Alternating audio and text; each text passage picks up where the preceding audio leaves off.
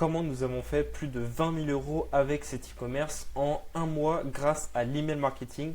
Je vais vous montrer ça rapidement, comment on a fait, mais déjà passons aux résultats.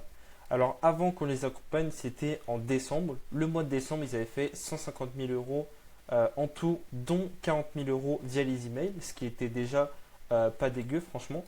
Et après notre accompagnement, enfin on les accompagne toujours, on leur a permis de passer la barre des 100 000 euros de chiffre d'affaires attribués à l'email. On peut voir qu'il y a eu quand même une augmentation de trafic qui a naturellement fait plus de revenus via les flows. Mais selon nos calculs, selon les statistiques, on considère que ça a fait une augmentation grâce aux ajouts qu'on a fait, aux modifications, aux ajustements, plus 20 000 euros via les emails, en plus tout simplement sur ce mois-là. Comment? Déjà principalement avec des campagnes où on a eu 25 000 euros de chiffre d'affaires générés via les newsletters. Et sur un flow principalement qu'on a ajouté, on a ajouté d'autres flows, mais c'était celui-là principalement qui a fait des résultats le premier mois. Un flow à 12 000 euros de revenus ajoutés. Alors maintenant, voilà, soyons safe, prenons une marge. On ne va pas simplement faire le calcul avec 25 plus 12 comme ça de chiffre d'affaires. Mais voilà, si on prend en compte l'augmentation du trafic, le revenu attribué, c'est pas juste comme ça un ajout, mais on considère que ça a fait plus de 20 000 euros de chiffre d'affaires en un mois, du coup, dont un tiers via la séquence automatique qu'on a ajoutée. Je vous montre ça comment on a fait rapidement en deux étapes. Alors la première, c'est à propos du flow. Tout simplement, quand une personne visite le site, le tunnel de conversion sur le site, c'est ça. La personne visite le site. Ici, il y a un flow de sites abandonnés. Il n'est pas présent sur tout, mais là, il était présent pour cette boutique e-commerce. Donc, le but, c'est que chaque flow ici d'abandon, chaque flow d'abandon, à chaque fois qu'une personne quitte le site à chaque étape, un flow va lui envoyer des emails pertinents au bon moment, du coup, pendant que la personne elle est chaude, pour récupérer une partie des pertes, faire revenir sur le site et recontinuer dans le tunnel de conversion et bien sûr chercher l'achat. Donc là, il y a site abandonné. Ensuite, navigation abandonnée, c'est quand une personne quitte la fiche produit, on récupère. Ajout au panier, quand une personne clique sur ajouter au panier un ou plusieurs produits. Et là, justement, c'était le flow qui manque. J'y reviens rapidement. Et ensuite, dernier, dès que la personne quitte le checkout, on la fait revenir au checkout. Le truc, c'est que ici, s'il n'y a pas de flow abandonné, ceux qui ont ajouté un produit au panier mais qui ne sont pas allés jusqu'au checkout, ils vont naturellement, automatiquement aller, enfin le flow en fait qui va se déclencher, ça va être le flow de navigation abandonnée, ce qui est l'étape précédente. Mais le truc à prendre en compte, c'est que plus on avance dans le tunnel, plus le flow est performant. Le flow de checkout est plus performant que le panier, qui est plus performant que le navigation, qui est plus performant que le site, où le revenu par destinataire, plus on avance, plus il est haut. Donc là, ici, il y a un gros manque à gagner sur le fait que, à la place du flow panier abandonné, ça envoie un flow navigation abandonné qui est moins performant, qui a moins de revenus par destinataire pour le nombre d'emails envoyés. Juste, voilà, j'ai un petit truc à l'œil, voilà, c'est rien de grave, mais voilà, c'est juste une petite infection, il n'y a pas de souci. Du coup, j'y reviens, le truc ici qu'on a fait, c'est de simplement ajouter le flow manquant. Comme ça, tous ceux qui ajoutent au panier, ils reçoivent vraiment un flow qui est moins performant que le checkout, mais qui est plus performant que le navigation abandonnée, donc qui fera plus de revenus. Et j'ai mis les résultats ici, du coup. Le flow, c'est le flow panier abandonné qui a fait 12 000 euros en un mois avec 10 000 destinataires.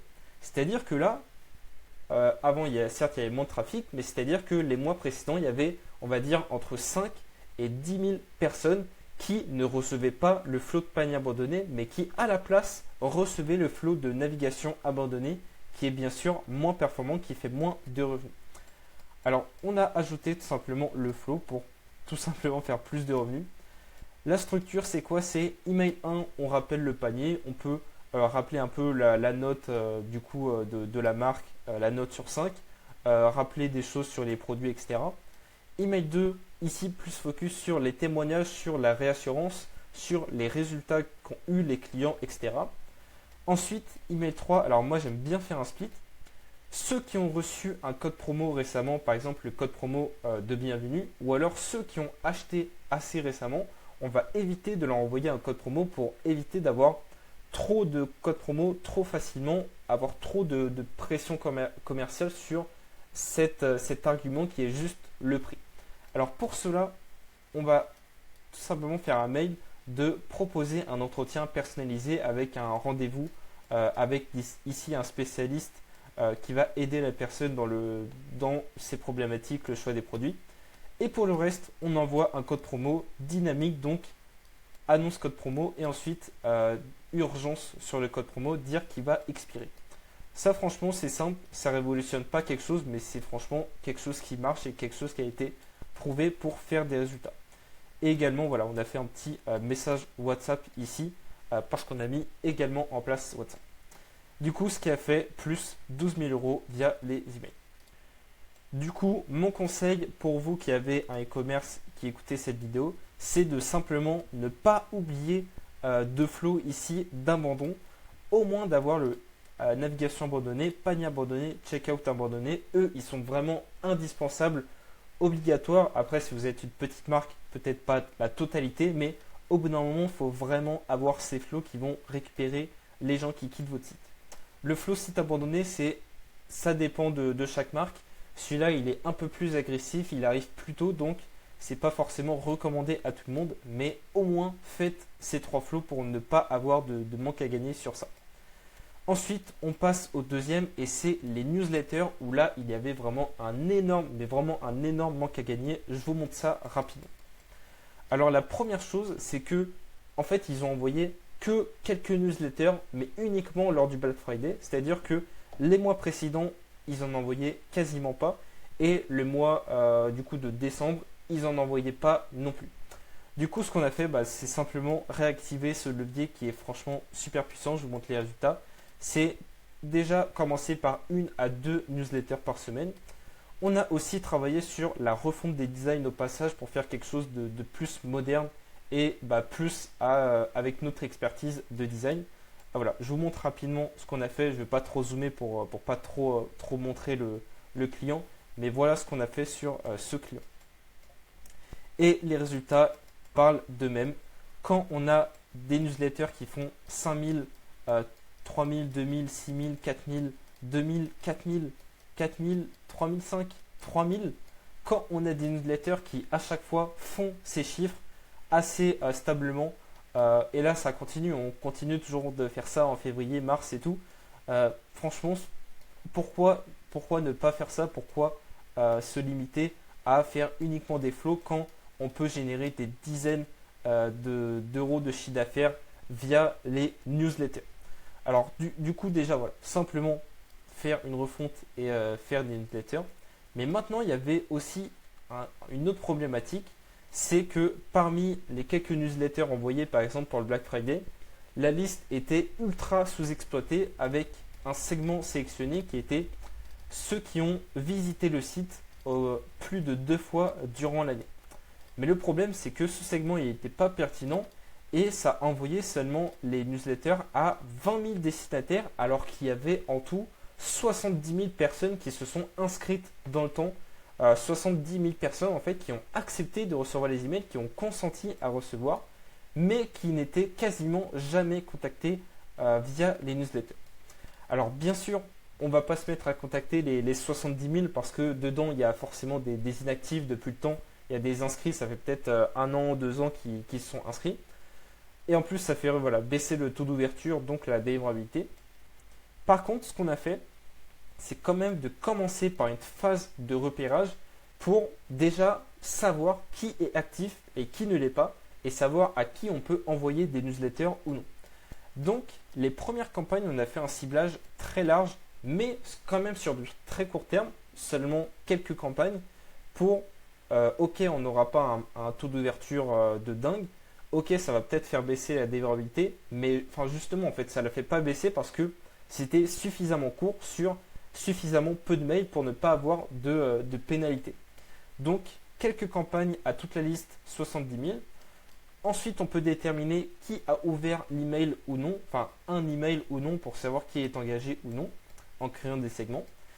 On a conclu que la partie engagée, du coup qui a ouvert un mail, ça fait environ 40 000 personnes parmi ces 70 000. Donc là, on sait que, enfin, on passe à la deuxième phase de nettoyage. On sait que les 40 000 sont plus intéressés par les emails, ils sont toujours actifs, mais que les autres, on peut les désactiver parce que quoi qu'il arrive, en fait, ils seront négatifs pour la délivrabilité. S'ils n'ouvrent pas, ils vont faire baisser le taux d'ouverture. Et en plus, là, on peut les nettoyer tout simplement pour payer moins cher le forfait Klaviyo qui se base désormais sur le nombre de profils actifs. Donc, on a désactivé les inactifs pour encore autre chose. Du coup, économiser plusieurs centaines d'euros sur le forfait Klaviyo. Et maintenant, la phase 3, la phase de chauffe. Maintenant qu'on a une partie engagée où on arrive à avoir un bon taux d'ouverture à environ 50% de taux d'ouverture, on va tout simplement enclencher le cercle vertueux qui est franchement super simple, mais tellement pratique, tellement incroyable qu'il faut à tout prix l'appliquer. C'est bon taux d'ouverture, donc une meilleure réputation, donc on tombe moins en spam. Et si on tombe moins en spam, les gens vont plus voir l'email devant leurs yeux quand ils ouvrent leur boîte mail, donc plus de chances d'ouvrir, donc un meilleur taux d'ouverture. Et après, ce qui continue la boucle, du coup, meilleure réputation, tombe encore moins en spam jusqu'à avoir quasiment zéro spam et toujours un bon taux d'ouverture, mais là encore meilleur dans le temps. Et en fait, une fois qu'on a ça, on est sur quelque chose de stable. Tant qu'on fait bien les choses, on sait qu'on ne va pas retomber avec un mauvais taux d'ouverture, avec des emails qui tombent en spam. Là, on est bien sur, du coup, j'ai mis ici, sur envoyer des emails à 2 fois plus de destinataires, du coup environ 40 000 personnes, mais en plus avec une bonne délivrabilité, donc un meilleur taux d'ouverture, et ce qui amène du coup à ces résultats du coup via les newsletters, où là, voilà, comme on peut voir, on a commencé avec un taux d'ouverture un petit peu plus faible sur certaines campagnes, et ensuite on arrive à environ 50%, et là sur les mois d'après, on arrive à environ ce taux d'ouverture et aussi toujours ce type de revenu à environ 2, 3, 4, 5 000 euros de revenus par newsletter qui est franchement pas mal. Du coup, voilà comment on a apporté plus de 20 000 euros en un seul mois grâce à l'email marketing à cette marque e-commerce. Ça va toujours continuer sur le long terme. On continue de les accompagner, c'est-à-dire qu'il y aura toujours, là du coup c'était combien? C'était 25 000 euros via les newsletters. Ça sera comme ça tous les mois. Et le flow de panier abandonné avec d'autres flows optimisés, etc. Ça continuera à faire des revenus en automatique. Donc potentiellement 5, 10, 15 000 euros simplement via ce flow, plus d'autres séquences automatiques. Maintenant, si vous voulez, voilà, honnêtement, je vais être honnête avec vous. Si vous voulez vous faire accompagner, du coup un accompagnement payant sur que ce soit sur l'email marketing, WhatsApp marketing, d'ailleurs qu'on met en place avec ce client et qui apporte déjà bien des résultats, ou alors aussi programme de fidélité parrainage pour aller plus loin dans l'amélioration de la LTV, faire en sorte de fidéliser les clients avec quelque chose de gamifié et faire en sorte que les clients restent vraiment sur le long terme. Nous, on propose ces 3 piliers de la rétention pour faire vraiment de votre e-commerce quelque chose de solide où chaque personne ramenée via de l'acquisition, que ce soit des réseaux sociaux, de la pub, etc. Chaque client ramené ne se barre pas juste après un achat, mais reste vraiment sur le long terme grâce à ces 3 piliers. Je vous propose qu'on se fasse un appel pour réserver avec le lien dans la description.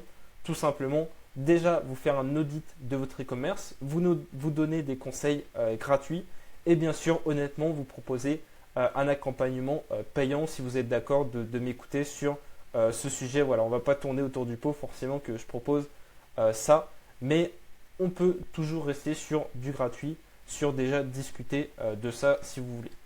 Du coup, voilà, il suffit de réserver avec le lien dans la description et on se retrouve de l'autre côté. Salut!